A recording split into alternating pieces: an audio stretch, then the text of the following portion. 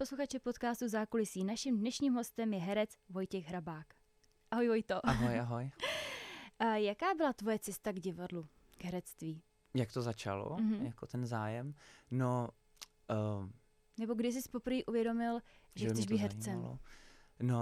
To bylo přes mýho kamaráda, který studoval na konzervatoři, když já jsem byl ještě na základní škole, protože moje máma chodila do práce s jeho tátou a on nějak hrál v jednom takovém větším divadle a já jsem se tak jako rozhodoval, kam na střední a zjistil jsem, že on chodí na konzervatoř, což mě docela zaujalo, že to je taková dost specifická škola a on mě vzal jednou do zákulisí toho divadla, tak jako na takovou obhlídku prostě do zákulisí a do šaten a tak. No a nějak prostě jsem cítil, že mi je to takový hrozně příjemný prostředí, takový uvolněný a pak jsme si povídali o té konzervatoři a tam jsem se rozhodl, že bych to chtěl zkusit a tam vlastně začal takovej jako pak už velký zájem od toho prvního ročníku, kdy už jsem jako hledal, co mě baví jako na tom divadle a tak jako víc a víc. Tak tam to nějak jako potom už hodně rozkvétalo, no. Takže ty jsi vlastně neměl žádné zkušenosti z divadla a i přesto jsi teda hlásil na konzervatoř. Udělal jsi to na první pokus? Jo. Takže jsi přirozený talent. Ne, jako to je těžko říct, jo. Já jako vlastně nevím, jak tohle to úplně funguje. Asi nějaký předpoklady ten člověk jako musí mít, ale já jsem se na to hodně připravoval. Vlastně, protože jsem opravdu jako chtěl moc na tu školu, protože jsem cítil, že nikde jinde asi bych nebyl úplně jako šťastný a spokojený. A takže jsem jako chodil do dramaťáku, na hudební nástroj, taky prostě na zpívání, abych jako tam nechodil úplně nepřipravený, no. A měl jsi v začátcích nějaké role, které tě ovlivnily nebo tě formovaly v tvý herecké kariéře? Jo, určitě. Já jsem ve druhém ročníku vlastně dostal svoji první profesionální nabídku na divadlo. To byla taková inscenace, která se jmenovala Nespavost. Bylo to na základě knížky Haruki Murakamiho Spánek. A to se dělalo v Meat Factory a dělali to asi 4 režiséři. A mě se tam právě vybral Radim Špaček a hrál jsem tam v takovém jako výcucu s Anny Kareniny, hrál jsem tam Seriožu, toho jejího syna. A bylo to takový právě dost, jako dalo by se říct, jako, že alternativní, ale to je takový jako zvláštní pojem, že jo, ale byly to takový jako různý kousky z různých knížek, co se tam jako dělali dohromady do takového jako tématu a tam jsem si právě jako uvědomil, že to divadlo může vypadat úplně jinak, než člověk zná tak jako povrchně. Ty jsi zmínil pojem alternativní divadlo. Umíš vysvětlit nebo přiblížit, co to je? Já si myslím, že jako v dnešní době už se ta rovina jako dost smazává. Já třeba jsem měl jako několik zkušeností z života, že třeba když hraju v divadle X10, tak spousta lidí prostě, když o tom slyšelo nebo vidělo nějaký jako představení, tak říkali, jo, to vy děláte to alternativní divadlo, ale za mě to tak jako není, za mě je to prostě normální jako činohra, akorát jako v jiných podmínkách, jinak to vizuálně vypadá, ale je to normálně činoherní divadlo za mě vlastně. Ty jsi zmínil X10, máš zkušenosti s různými režiséry. Mění se tvůj přístup k roli podle toho, kdo to režíruje?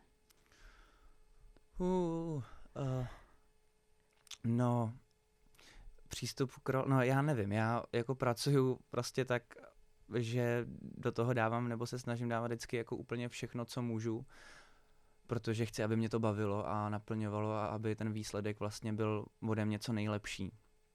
A vlastně asi ne, jako přístup k roli, jako moc žádnej takovejhle jako nemám, prostě vždycky jdu po nějakém pocitu při té práci, snažím se jako potkat se s tím režisérem, aby jsme si jako rozuměli jako oba dva, co vlastně chceme, aby se ty cesty nějak jako potkaly na nějakém středu, prostě, protože samozřejmě mě něco baví víc, něco míň a každý ten režisér pracuje jako jinak, tak se snažím to nějak jako vždycky vybalancovat, aby ten výsledek byl uspokojivý pro všechny strany nějak, no.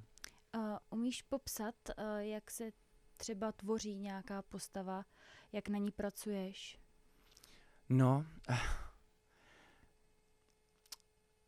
Asi jo, tak jako jsou různý věci, no, tak my třeba teďkon jako jednáme, co se týče toho divadla, nebo myslím si, že jako mám teďkon víc takových věcí, které jsou hodně takový jako zkratkovitý, dejme tomu, že se ty postavy hodně střídají, jich tam třeba víc.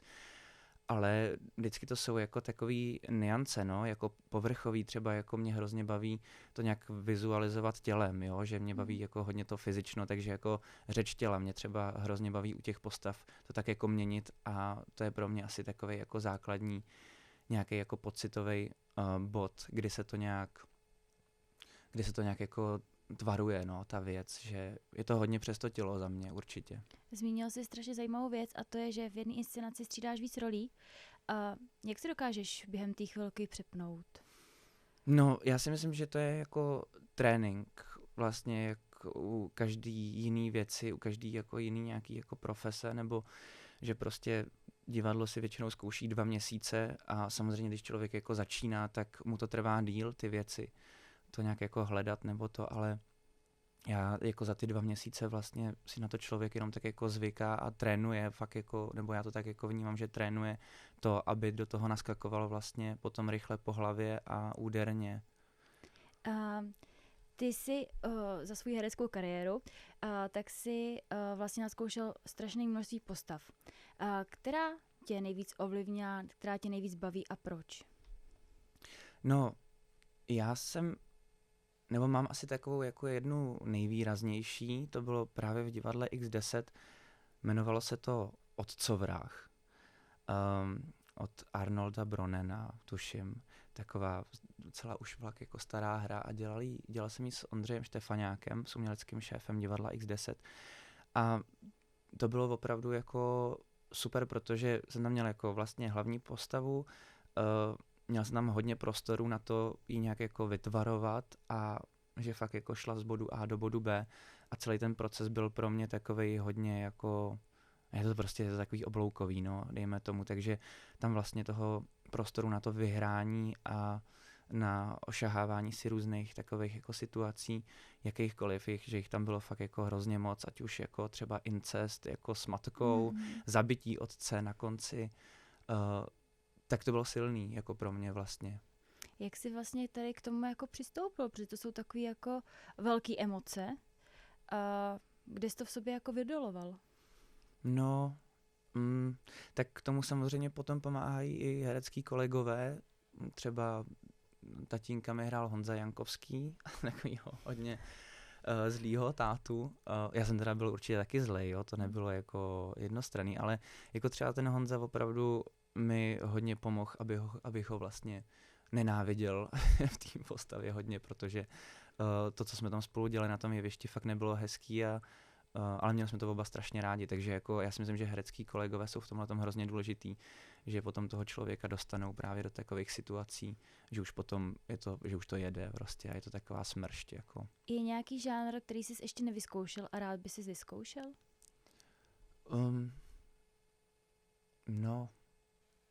Asi nevím teďkon, asi netuším, nenapadá mě.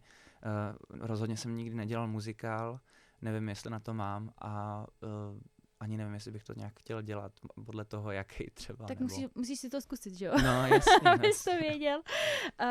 Co pro tebe znamená dobrý scénář? Co ten scénář musí obsahovat, abys to vzal? No, tak abych to vzal, to je v dnešní době samozřejmě taky téma samo o sobě, že jo, protože ne každý může vybírat si role. Samozřejmě, co se týče toho divadla, tak je to jednodušší, protože v tom je jako nějak méně peněz a člověk si většinou pohybuje jako mezi lidma, který jsou mu nějak jako příjemný, nebo v nějaký partě, jako která už mu nějak jako jde trošku na ruku, ale co se týče třeba ty audiovize a takovýchhle věcí, tak tam člověk jako nebo já teda jako zatím moc nevybírám, že když můžu a mám na to ten čas, tak prostě jako beru věci, protože třeba si potřebuji vydělat nějaký peníze. Ale samozřejmě je to hrozná radost, když potom člověk dostane nějakou nabídku takovouhle, která je pro něj jako obsahově hodně jako vlastně blízká nebo důležitá nebo hluboká. A to je potom hrozně hezký, když člověk může dělat nějaké věci, se kterými nějak jako soucítí a souhlasí. No. A my jsme ještě před chvilkou zmínili toho Otcovraha, kde si vlastně ze sebe dostával ty největší emoce. Jak se na takové role připravuješ psychicky nebo fyzicky? Připravuješ se nějak? No, co se týče té fyzické stránky, tak dřív jsem to vlastně moc neřešil, ale teď už jsem začínal jako cítit, když jsem třeba jako moc necvičil, nebo prostě jsem se tolik nesoustředil na to tělo, nebo jsem ho zanedbával, tak jsem často cítil, že nějaký jako vypjatější situace nebo víc jako náročný fyzický situace nějak přestávám jako udejchávat, tak jsem si říkal, wow, tyjo, aha, tak ty už možná malinko stárneš. A začal jsem prostě dělat nějaký jako základní fyzický jako věci, abych byl fit, abych se cítil jako dobře i duševně, a ono to potom na tom jevišti je už pro mě jako znát hodně, kdy jako mám nějakou jako lepší fyzičku a už je to potom lepší.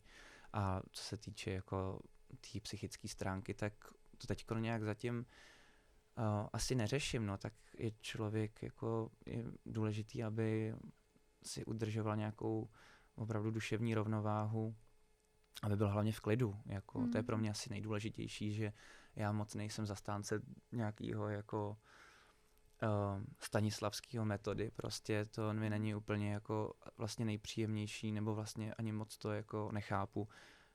Pracuji asi úplně jinak a pro mě je důležitý, aby ten člověk měl hlavně jako nadhled nějaký nad těma věcma. Máš teda nějakou hereckou metodu? Asi jo, jako tak mě baví asi ta brechtovská metoda hodně, že člověk jako vlastně nad tím, jak jsem mluvil o tom nadhledu, tak si myslím, že jakoby ten efekt potom pro toho diváka jako může být větší, nebo i jako, ale tak to záleží samozřejmě na stylu divadla, jo, který se dělá. Ale tady ta věc je mi asi jako nejsympatičtější, že člověk vlastně jakoby má nad tím nadhled a trošku humor. Umíš říct, jaká role pro tebe byla největší herecká výzva? Bylo to třeba ty role v tom Otcovrahovi nebo i něco jiného? Asi jo, jako jsou to takovéhle věci. No, vlastně jako za mě je vlastně asi každý zkoušení jako nějaká výzva, jo, že po každý je to jiný. Vlastně neexistuje nějaký mustr, podle kterého by člověk postupoval, aby udělal jako dobrou hereckou práci. Jako mně přijde, že se vlastně furt jako začíná vlastně nějak od znova. Ať už je člověk jako zkušenější třeba trošku, nebo ne, ale vždycky je to výzva nějaká. Máš nějaké herecké vzory? Asi jo. A je jich jako A jak tě třeba ovlivnili, nebo bereš si z jejich práce něco? Určitě beru, no, tak jako mě jako vlastně hrozně baví si z každého něco vzít, jako opravdu nejlepší je to samozřejmě sledovat ty herecký kolegy, se kterými se člověk potká, protože tam do nich člověk vidí jako vlastně nejvíc, no, a bylo pro mě jako důležitý, jako je strašně, no, takhle, s mladšíma lidma jsem se zatím moc nepotkal, protože ještě sám jsem vlastně docela mladý, ale jako od těch starších si beru hodně, vlastně jako ode všech, úplně ode všech. Člověk prostě vidí, jak každý je na tom úplně jako jinak, někdo je prostě hodně zen, někdo hodně řeší jako věci a já si myslím, že je důležitý si z každého vzít takový malý kousíček a dát to do té svý skládanky nějaký. A jak pracuješ s emocemi, když máš nějaké náročné emoce, tak aby byly věrohodné a autentické, a když se to třeba potom opakuje, tak aby to furt bylo stejný, nebo je to trošku, mění se to? No, určitě se to mění. Já to třeba teď mám největší šanci sledovat u představení Zločin a trest, protože to hrajem fakt už třeba 5 let, tyjo. A je to, tam hraju Raskolníkova hlavní postavu a tam to je právě jako znát nejvíc, že jak je to fakt roztažený do toho hrozně dlouhého času. A já když jsem to teda dělal, tak mi bylo asi teda 22 let, teď už je mi 27. A tam je to právě znát strašně moc, jak to vlastně divadlo se nějak jako posouvá. Já se posouvám taky někam, tak mně přijde, že je nutný to občas jako změnit, že nejde to hrát vůbec stejně, protože pak jako člověk jako najednou zjistí jako tohle jsem asi neměl dělat takhle, to už musím změnit, tady to mi není příjemný, prostě tady se cítím trošku trapně, takže to musím udělat jako jinak a vlastně v tomhletom se to jako nejvíc asi odhaluje v tom jako čase, no. Jak vám, nebo 5 let je dlouhá doba, čím to, že tam furt lákáte diváky na to, že na to chodí? No, já si myslím, že to je jako velká zásluha divadla D21, ve kterém se to hraje, protože ty hodně míří na mladýho diváka.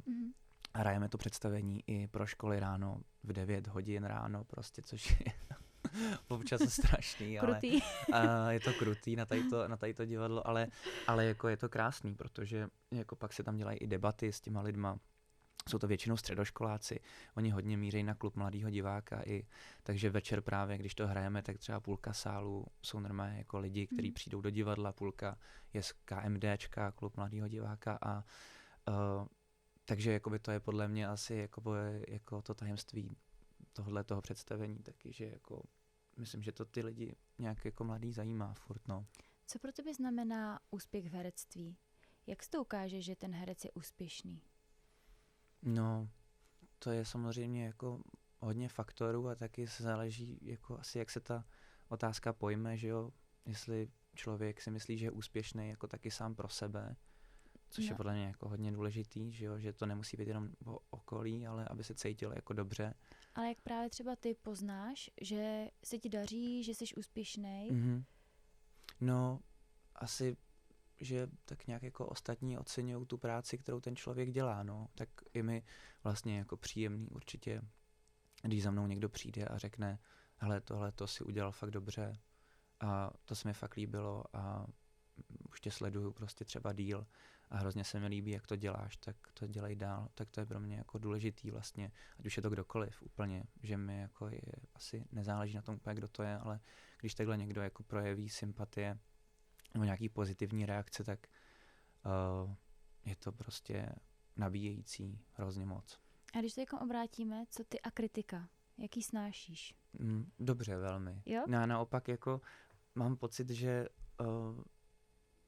když se píšou nějaký recenze, nebo to, tak se hrozně málo vlastně jako kritizuje, co se týče i jako nějaký jako herecký práce a mě to vlastně jako baví, když si jako někde přečtu něco, že tady to nebylo jako ono, nebo to, já vlastně si vážím jako každýho názoru a ta kritika je důležitá, protože je to nějaký jako subjektivní zas názor jako nějakého profesionála, který se zaobírá divadlem a vlastně jsem rád za to jako vždycky nějak, i když je to negativní, tak si myslím, že je to důležitý. Tak to asi je první pozitivní přístup, který jsem slyšela ke kritice. Jo.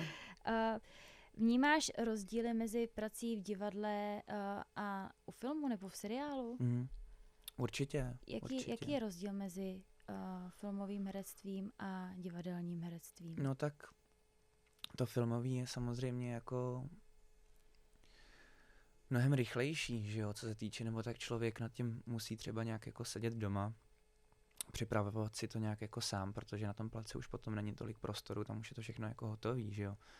A u toho divadla je to komfortnější, že člověk na to má ty 2 měsíce a může zkoušet všechno možný prostě s ostatníma lidma, tak je dobrý, že v divadle je člověk s těma lidma zavřenej, že jo, takže je to intenzivnější, co se týče nějaký jako lidský stránky ale zase jako to herectví na tu kameru je strašně příjemný v tom, že člověk se může jako stáhnout, nemusí být tolik expresivní a může ty emoce jako vyjádřit úplně jinak.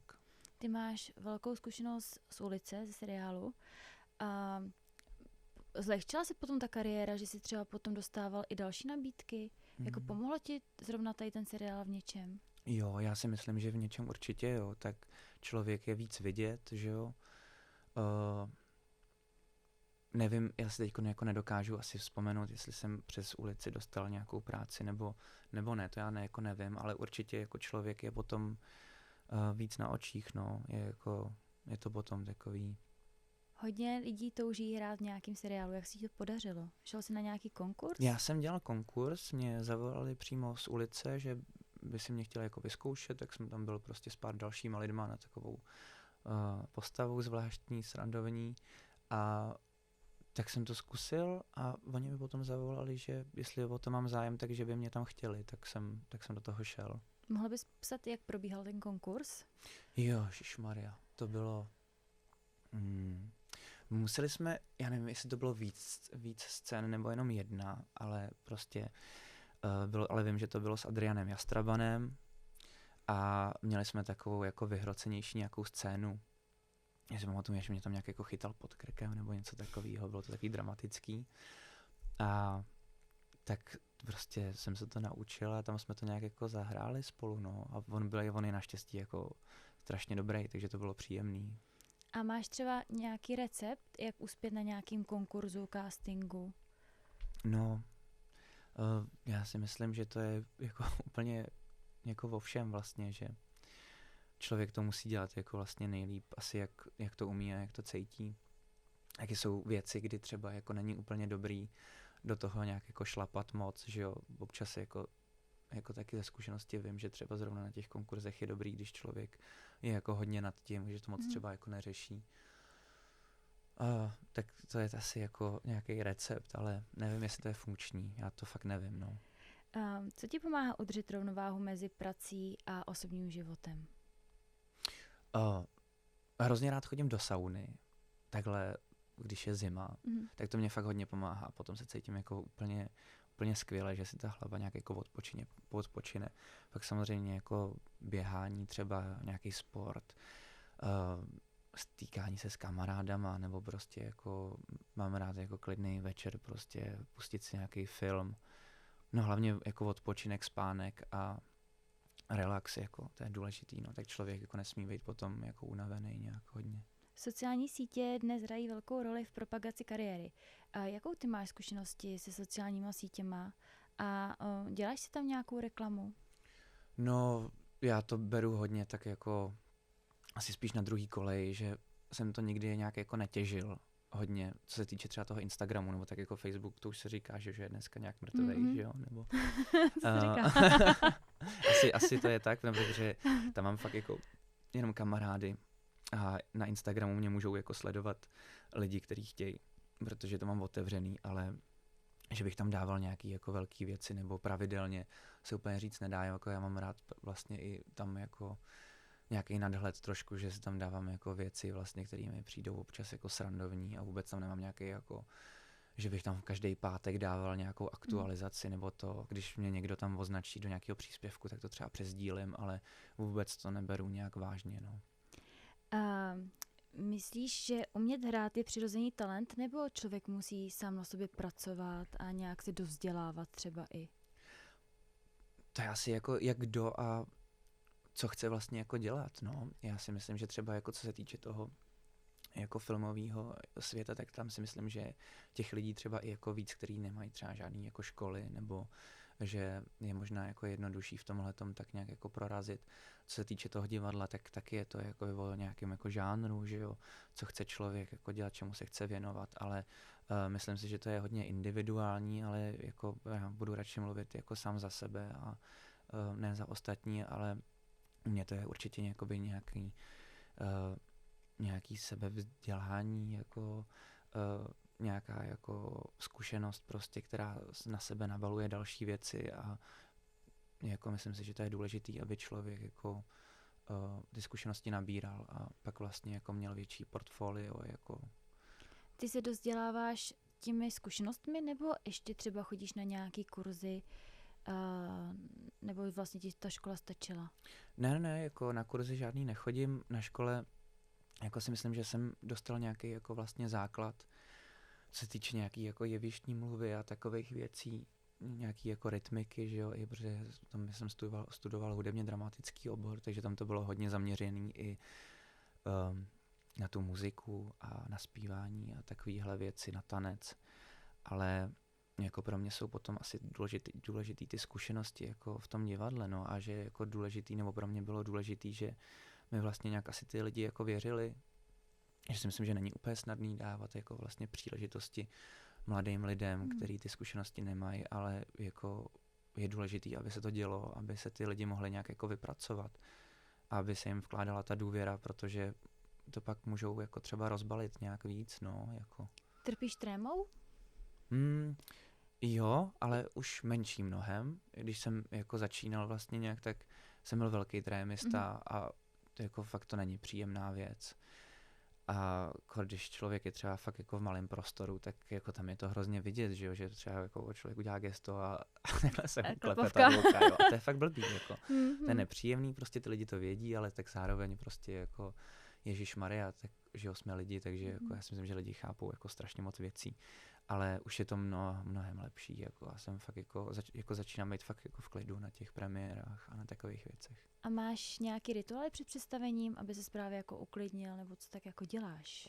No, já vždycky přijdu do divadla třeba 1,5 hodinu před představením, zopakuju si celý text po každý, protože jednou jsem to třeba neudělal a jo, prostě třeba dostal jsem v okno, tak jako mám prostě, to musím, jako vím, že musím udělat prostě to, že ten text otevřu a celý si ho prostě zopakuju, i když to hraju prostě fakt dlouho.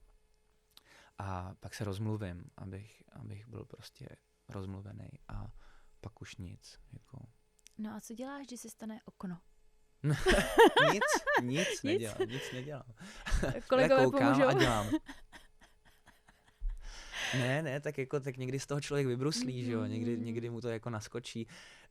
Nemývám jako nějak často v okna, jo, ale jako samozřejmě párkrát se mi to stalo. Stane se to, no. Je to hrozný, je to příšerný. Člověku se rozbouchá srdíčko, neví teďko. Ne, prostě nic, hlavně v těch očích je to vidět, že jo, prostě všechno, jako, takže, ale ježišmarja, prostě, a ono to může být dobrý, jako, nevím. Máš radši premiéry, nebo už potom další reprízy? Mám radši reprízy, určitě. Proč? No tak jako člověk je víc v klidu za prvý, za druhý na těch premiérách je vždycky jako hrozně znát, že tam jsou jako kámoši anebo lidi z té jako kritické obce a že to publikum je jako prostě úplně jiný, než když potom se jako objeví ty lidi na těch reprízách. Nevím, no, nějak jako mám pocit, že prostě tou premiérou, jak je člověk jako nahypovaný hrozně, tak to tak jako pustí, vůbec to nedokážu potom zreflektovat, jako jestli to bylo dobrý nebo blbý, to vůbec jako nevím. A při těch reprízách už jako člověk, jako myslím, že má nad tím takový větší nadhled a může tak jako si říkat, jo, tady by to možná mohlo být lepší, tady možná jako to bylo v pohodě. A Je pro tebe teda těžší hrát pro rodinu, pro přátelé, než pro cizí lidi? Teď už asi ne, jako dřív mě to dělalo jako třeba problém jako s rodičema, že jo, prostě protože my hrajeme takový jako i výraznější jako věci, prostě expresivnější, jako vulgární někdy a takovýhle to, než že by jim to jako vadilo, ale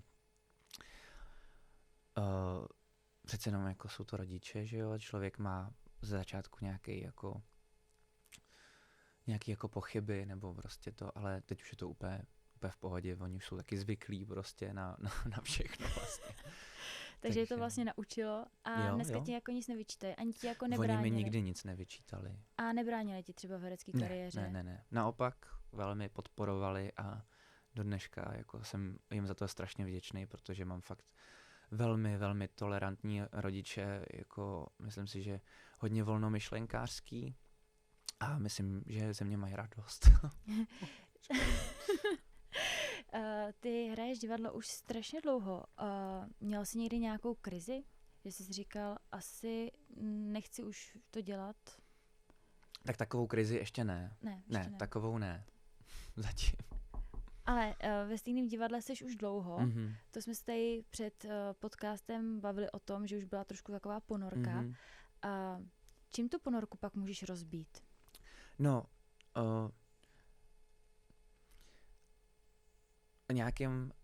nějakou třeba jako menší pauzičkou. Ono to je prostě strašně křehký téma tohleto, jo? Že když člověk prostě dělá dlouho třeba jako se stejnýma lidma nebo tak se pak můžou stát věci, že prostě přesně člověk cítí už nějaký tlak nebo nějaký jako malý vyhoření, co se týče jako nějaký energie nebo tak, ale zatím jsem to nezažil, takže by to bylo jako nějaký definitivní, že bych si řekl jako pane bože, já musím jako úplně hned jako utíct, nebo to ne.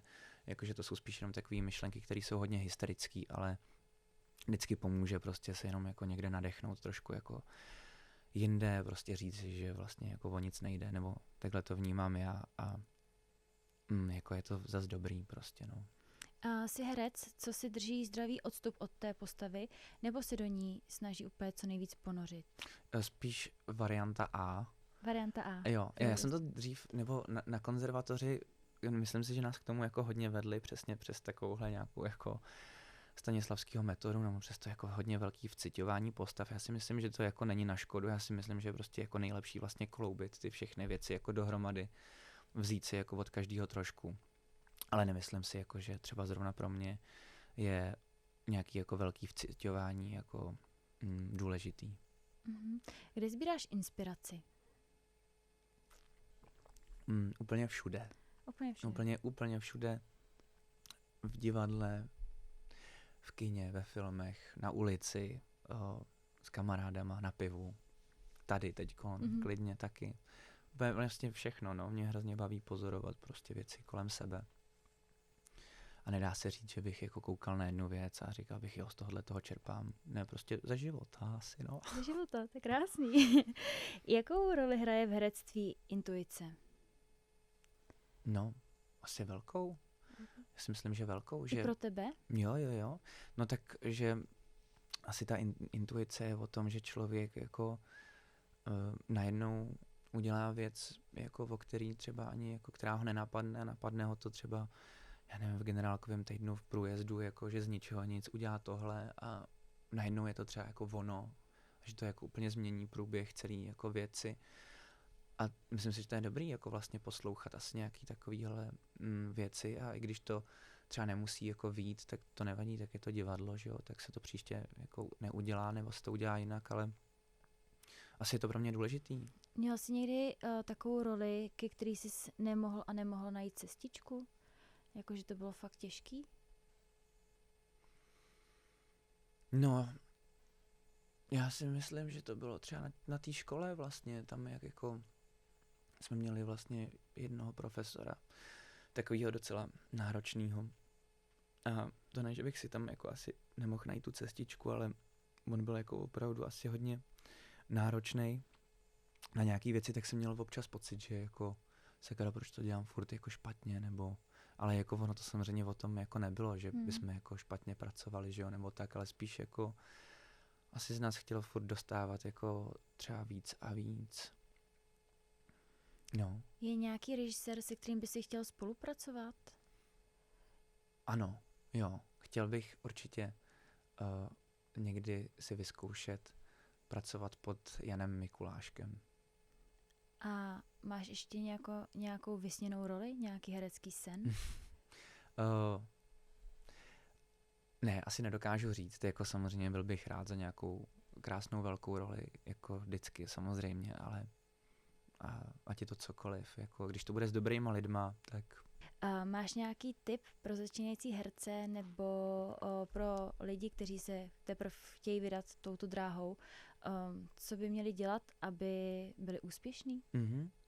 No tak nejdůležitější je to, aby je to bavilo.